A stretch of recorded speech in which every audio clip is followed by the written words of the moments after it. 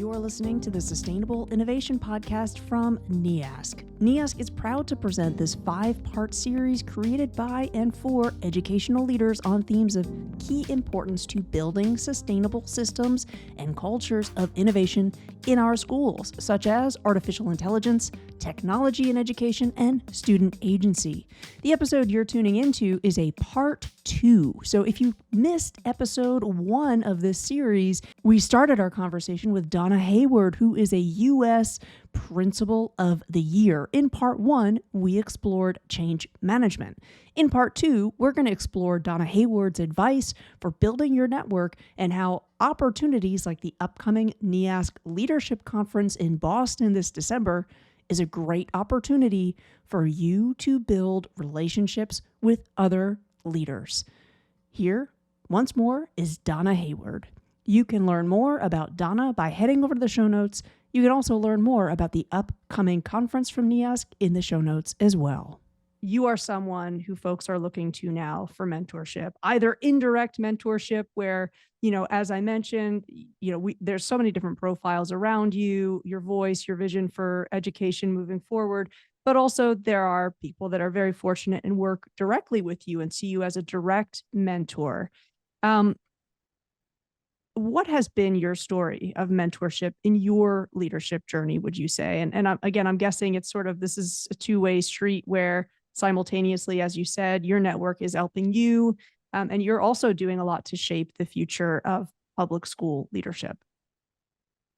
So the story of my mentorship, I think is what you asked first, was I had 2 fantastic mentors, 3 really, to start my career off in administration. My first principal who I served alongside was Bob Patacco. He was the principal of Rocky Hill High School, and I was assistant principal. The reason why he was such a powerful mentor is because Bob, from the very beginning, believed in kind of a co-leader model of administration. And so, whatever he did, I did. And whatever job he had, I had half of it. And he just let me lead alongside him, which I really appreciated. And it gave me an opportunity to really learn a lot very fast. And of course, fall on my face a few times too, but then he'd, pick me up, dust me off, and away we'd go again.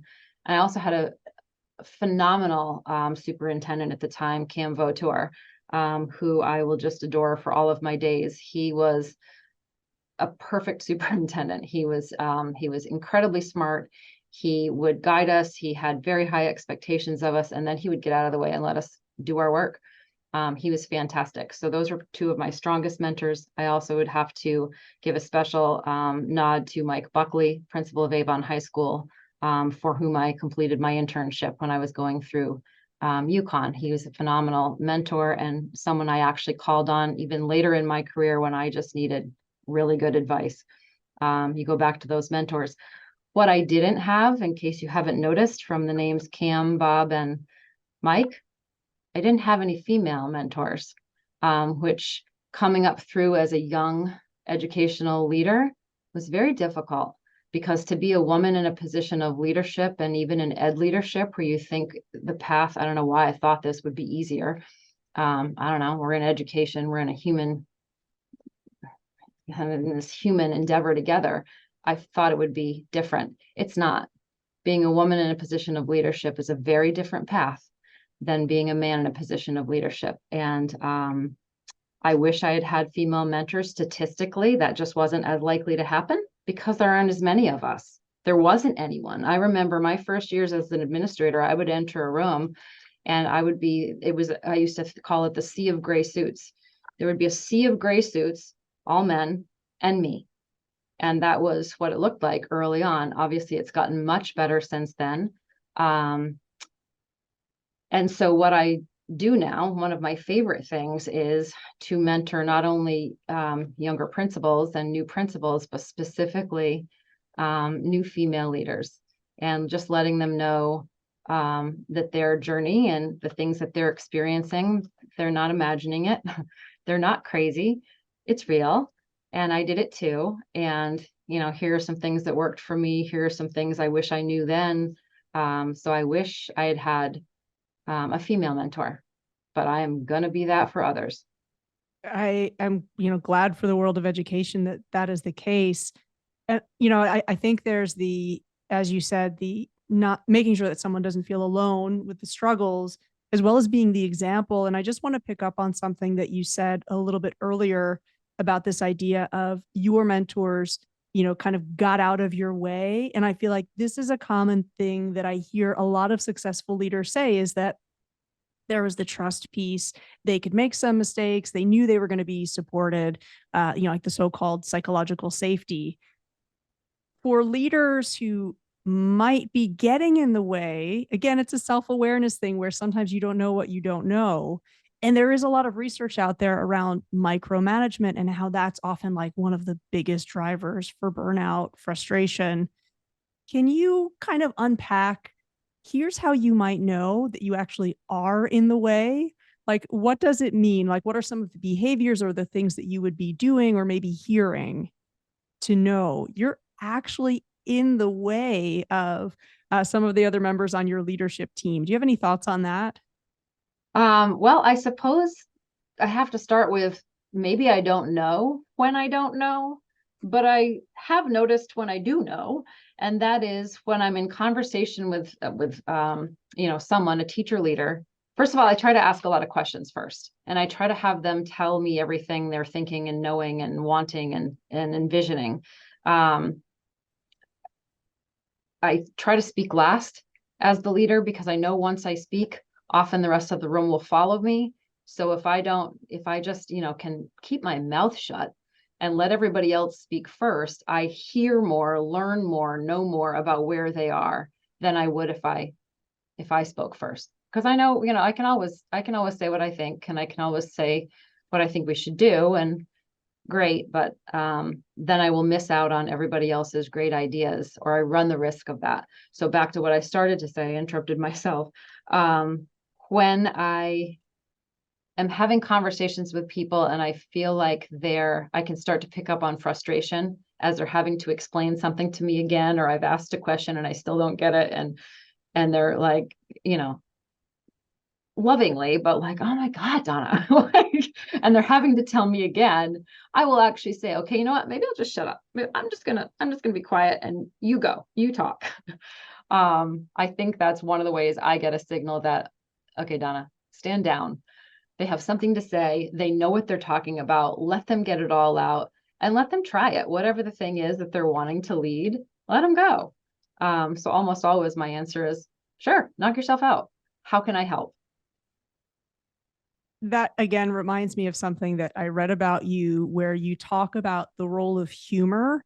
And I know that humor often gets folded into that umbrella of so-called soft skills. And I often wonder, is that like the wrong framing for thinking about these skills? Because I think in terms of impact, it's anything but soft. So I think what I hear you say is kind of the humility piece, the curiosity piece, and then even like a little sprinkling of humor.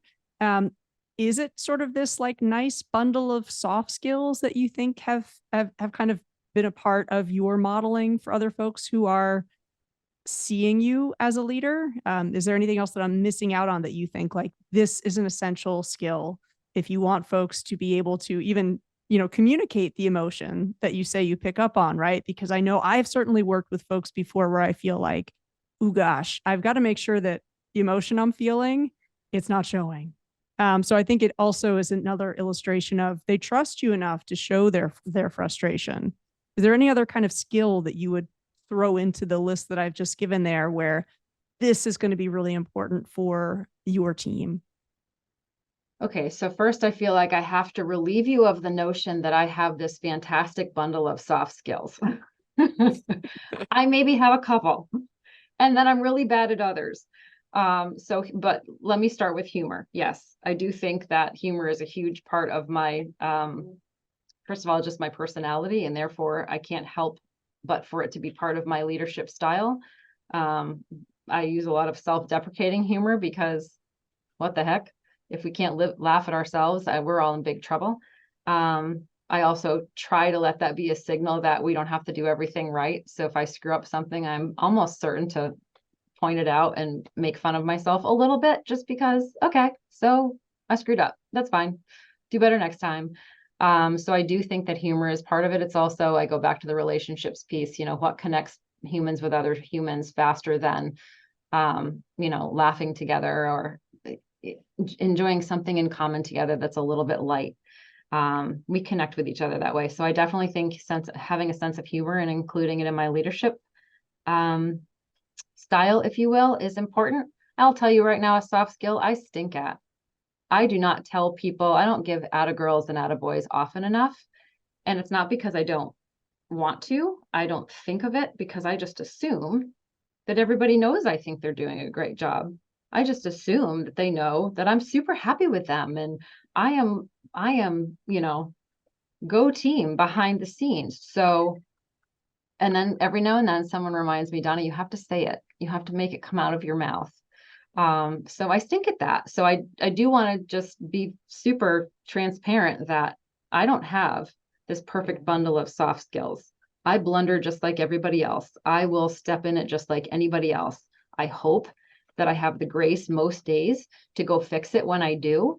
But again, this notion that any one of us has it all together on any given day, nah, not really.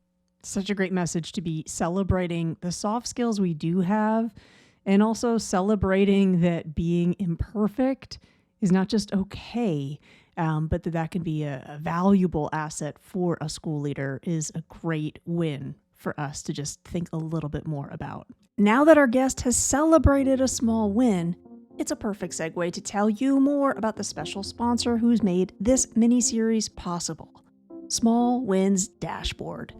We know how challenging it can be to maintain momentum towards big goals. Small Wins Dashboard, created by educators with educators in mind, understands these challenges deeply. It's more than a goal tracking tool. It's a catalyst for sustaining innovation and growth. The Small Wins Dashboard easily captures the full story of progress while school teams journey toward their strategic goals. Small Wins evidence helps teams clearly see what's working in real time so they can immediately use those insights to move closer to their goals. By turning the team's small wins into shared knowledge, the platform fuels professional growth, shared vision, and team success. Everyone on the team contributes to the goal tracking process by reflecting on small wins within their existing team routines, like PLCs, learning walks, or pilots. This approach elevates teacher voice and knowledge and helps leaders build team cohesion and support continual growth. It illustrates not just the successes, but also the lessons learned from what didn't go as planned, fostering a culture of risk-taking and continuous learning. That's why the Small Wins Dashboard exists, to help school teams reach big goals together by tracking small wins together. Want to learn more? Small Wins Dashboard is offering a low-cost trial with no long-term commitment. You can visit smallwinsdashboard.com to book your free 30-minute demo today. You'll learn more about Small Wins Dashboard in the show notes. Now, back to our show. Remember, every small win counts. The game of school leadership is not one that I think anyone has ever in the history of school leadership played perfectly, despite, as you mentioned, this expectation. You mentioned social media. When you are in any position of leadership, there's constant criticism being thrown out your way. Social media has kind of amplified some of the unfair aspects of that.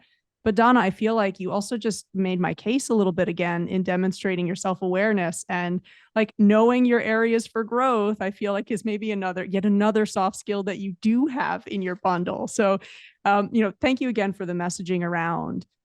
Don't expect yourself to be perfect. Know and accept when you're going to get it wrong and share that with people. I know that when I've worked with school leaders, I have so much more respect for them when they're not trying to hide it, like they're being authentic, they're being human about it. And I'm wondering, you mentioned some of those failures. I feel like for any huge win to happen in a school, you have got to get through a number of mistakes and failures.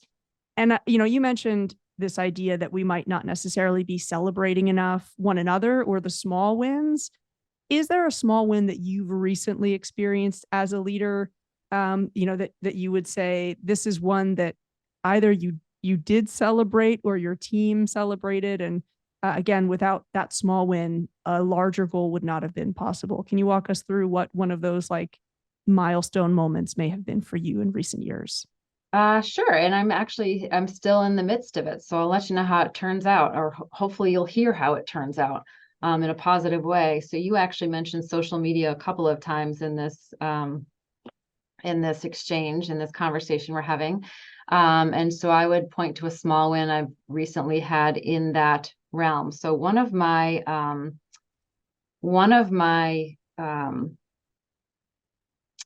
interests, like focused interests this last year, has been around developing more social media protections for educators, including educational leaders. I, like pretty much every other leader in public school at this point, have been a target on social media. Social media can be super vicious.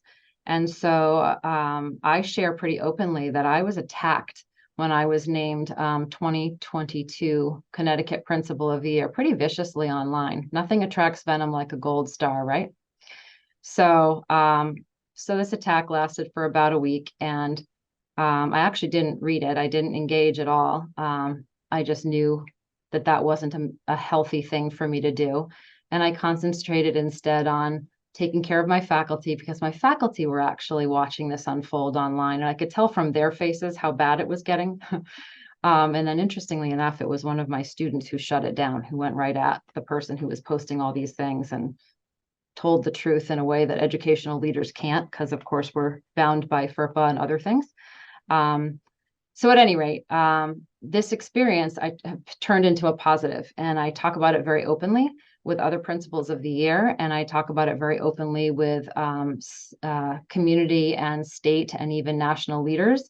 And I have been working very, very hard to introduce new legislation in the state of Connecticut that protect educators from defamation online or in person, but it's more often online because people are real brave behind a computer screen, whereas not so brave if they have to face you in a public comment forum.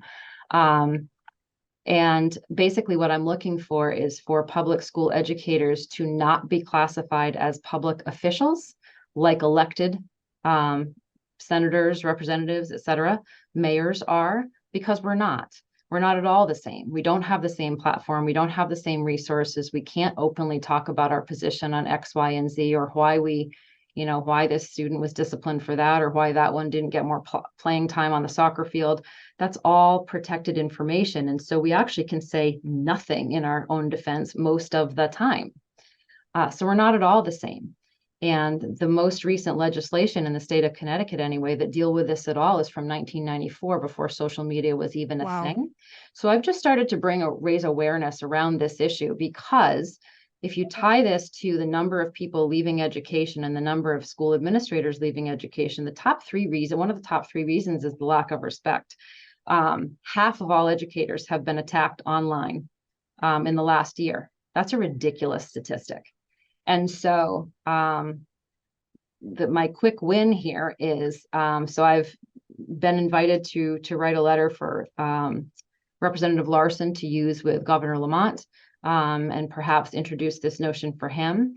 And I recently hosted my first legislative breakfast. I had never done this before. I haven't been a particularly political creature, something that I think needs to change for all educators. I do think we need to get in the game more, not partisan, but political. And I hosted my first legislative breakfast and brought in all my area representatives and senators, and I shared my story, and I shared what I thought needed to change and why, and all of the relevant case law.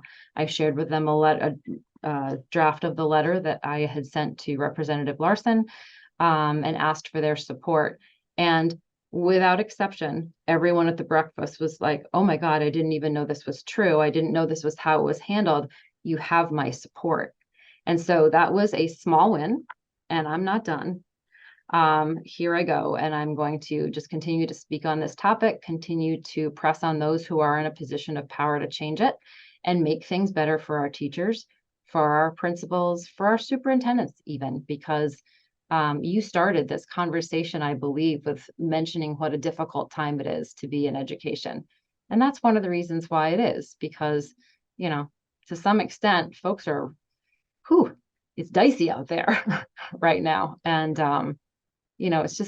it's in the spirit of fair play and just being decent to each other and modeling for our kids how you treat each other as humans, even when you disagree with somebody or maybe don't have all the information and don't understand something. So the whole social media piece, I've experienced some pretty important small wins that hopefully will lead to a big win soon, that educators all across my state at least can feel. Thank you for sharing that. I'm sorry that experience had to be a part of it. I feel like, I know your initial introduction to the world of education was in math. And I feel like what you just walked us through is maybe like an example of interdisciplinary thinking where it's, okay, like I've got to figure out the formula to handle this problem, but then also kind of the language art aspect of it, that you're also imagining a realm in which this isn't an issue for the average educator, school leader, and the difference that would make.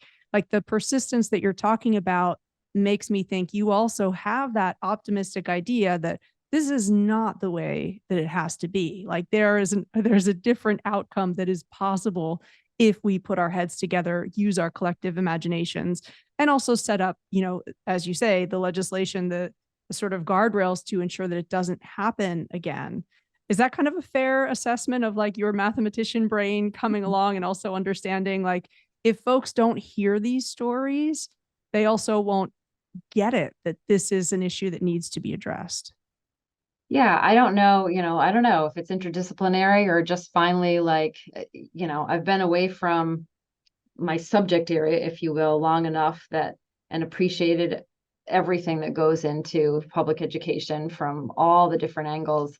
I think I just I have the benefit of being able to see it I have an interesting vantage point, and having had the opportunity to talk to a lot of people across the country over the last year and having lots of my own experiences, wonderful ones and pretty awful ones, and trying to make it better moving forward. I think it just goes back to, you said it, the collective voice, and let's like get on the same page around some really fundamental things. I do believe very deeply in public education, and I do believe that we can do better, be better as a community, as a country, around supporting the folks who are helping to raise our children and doing the noblest work in the world. So I think that's it. I think that's just how I see things. I love that part of that vision when you're talking about the noble work, you're always talking about it in the collective we. It's never the I, Donna, am going to go out and solve this problem. Like I appreciate you modeling, like it is going to be a team. It will be a community effort. You know, having you on the show as part of our lead up to the NEASC conference, which is also a big networking opportunity. This has been a theme in everything that you've discussed, like build your network, leverage it. This is how change happens. Again, this is a thing that's very easily said, sometimes hard to do. Like I'm incredibly introverted, which I think is funny. Like, I find sometimes that small talk really difficult, even though like I host a number of podcasts and it's part of my work. I still like, sometimes it's very difficult. And I'm like, I would love to just go hide in the bathroom for the 20 minutes. So that folks aren't doing that. What are some of the networking tips that you would recommend to fellow leaders who are on their way to a conference or a networking opportunity? How can they make the most of that opportunity, or how have you kind of learned to become better at making the most of those networking moments? Right. So there's a lot to that. So the fact that folks, maybe when they hear this podcast, I don't know actually when they'll hear it, but when folks are together at a NEASC conference, for example, or I'll be at the National Blue Ribbon Conference in a week, I'll be at the AD conference in a few weeks. Think about you're with teammates then, right? You're with like-minded people. Maybe you don't agree on everything, and that actually makes your team a lot stronger, but you're with allies. You're with friends. You're on the same team. You just haven't met them yet. But we're all rowing the boat in the same direction. And if we could just talk about it, on the journey and encourage each other in the rowing, it would be a better experience, and we'd probably actually get to where we want to go faster with less pain. So less struggle. There's always going to be struggle. We have hard jobs. This is important work. It's not easy. If it was easy, anybody could do it. And we know anybody can't do it. So those of us who are doing it, it's a gift to ourselves if we can connect with other people who we can gain support from, to share common experiences with. Again, back to that, we're very isolated often as educators. And so reach out to the person at your table, like start a conversation. Even if you're not the extrovert at the table, you can listen. You can include your input when you're given an opportunity to speak on the things that matter to you. You can just sit it out if it's not something that you feel like speaking on, but connect with at least 2 or 3 people at the conference that you're with around issues that matter to you. So we all have top issues that we're really grappling with, or things that matter to us the most. I've mentioned a couple of things. I've mentioned supporting other leaders and young principals, and especially female principals or female leaders, not just, but especially. I've talked about the social media protections. I've talked about my deep-seated belief in public education. So I guarantee if I hear anybody talking about any of those 3 things, I'm on board. I'm all in. I'm going to give everything I have, and then hopefully get some ideas from them too, and maybe connect up, exchange numbers, trade business cards, whatever it is, and see how we can work together later. So even if it's just on your favorite 2 or 3 things, at least connect that way. And then what I find is, I don't know, New England's a small place, right? We're a bunch of small states all hanging together. So you end up running into these people again and again. And I always say Connecticut's a very small state, and you end up kind of knowing everyone in educational leadership, at least. So you will see these people again. And I just think, I don't know, networking is just where we make more progress in less time than we would on our own. So I feel like what you have just helped me, and I'm guessing a bunch of other listeners do, is reframe it as, even if there's 1,000 people at the event, go into it just looking for 2 to 3 connections. Yep. Go into it maybe just focusing on a few issues that really matter to you, and then also go into it from the stance, like from the assumption, I will see these people again. And you also mentioned something in your response. Tell me if this is an accurate reflection or not, that go into it with the assumption that everyone that you're connecting with, regardless of, you yourself, Donna, have won so many awards. People have so much respect for the work that you do, but even someone with that level of accolades, even they still need the support or the encouragement. Is that a fair assessment of your response? Oh my gosh, yes. Oh my gosh, yes. It doesn't matter how many accolades you have. Great. I mean, I've had some success. Fantastic. Lots of people have. So many people could be standing here, sitting here, talking to you instead of me.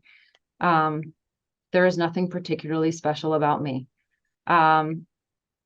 Yes, we all need each other. We need each other now more than ever. I am just as quick to pick up the phone and call a colleague and say, hey, what do you think of this?